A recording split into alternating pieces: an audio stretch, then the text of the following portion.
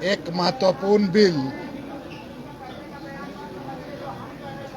सरकार के द्वारा पारित कराया गया। ये आरक्षण में मेरिट के आधार पर प्रोन्नति को लेकर है। आप सभी को मालूम है कि 2021 के बजट सत्र में हमने एक सवाल लाया था, जिसमें एक विशेष समिति का गठन किया गया था। उस विशेष समिति के संयोजक दीपक बिरुआ जी थे, सदस्य के रूप में सरफराज जी थे, नीलकंठ मुंडा जी थे, और चूंकि मैं प्रश्नकर्ता था इसलिए आमंत्रित सदस्य में मैं भी था। और एक साल बहुत मेहनत करने के बाद कि मेरिट के आधार पर सारे पहलुओं को ध्यान में रखते हुए कमेटी पूरा रिपोर्ट स्पीकर के पास में, अध्यक्ष के, विधानसभा अध्यक्ष के पास में सबमिट किया, और माननीय स्पीकर महोदय ने ये सारा रिपोर्ट को सरकार के पास में सबमिट किया था। ये मामला यही है कि SC/ST का आप देखते होंगे कि 94 में जिसका भर्ती हुआ है उसका प्रमोशन अभी तक नहीं हुआ है, लेकिन 2012 में जो लोग भर्ती हुआ है उसका प्रमोशन हो गया है। और ये सवाल यहाँ पर 2001 का मामला है। संविधान खंडपीठ ने भी इसको माना है।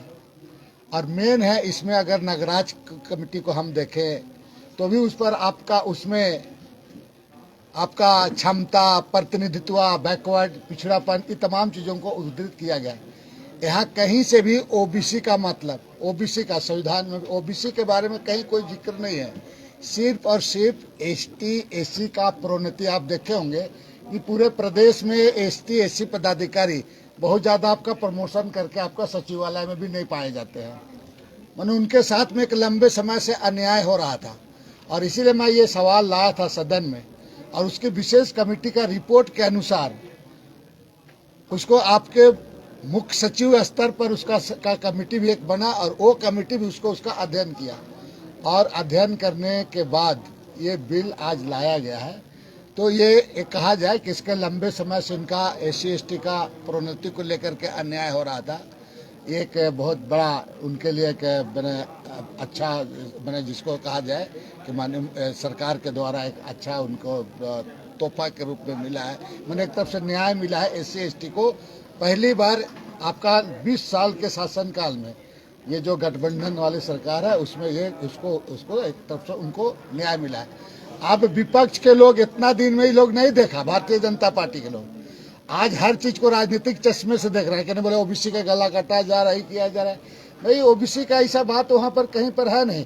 आप जिस चीज़ों का हवाला दे रहे थे, आप जो सुप्रीम कोर्ट का निर्णय, आप पीछे का निर्णय, आगे का निर्णय, इस तमाम चीज़ों को आप उसके बारे में जानकारी भी नहीं थी। इसलिए मैं सदन में इन तमाम चीज़ों को कि भाई संविधान का खंडपीठ ने भी इसको माना है, आपका प्रतिनिधित्व का मामला है, एफिशिएंसी का मामला है, ये सारी चीज़ों को बताना था। लेकिन सदन में माननीय स्पीकर के द्वारा अवसर नहीं मिला। फिर भी ये जो जिन बातों को विपक्ष के द्वारा कहा जा रहा है, ये हर चीज़ों को राजनीतिक करते हैं और जानकारी का अभाव में हुआ है। इनको तो खुश होना चाहिए कि एक लंबे समय के बाद SC/ST को हेमंत सोरेन के नेतृत्व वाली ये गठबंधन के सरकार द्वारा उनको न्याय मिला है।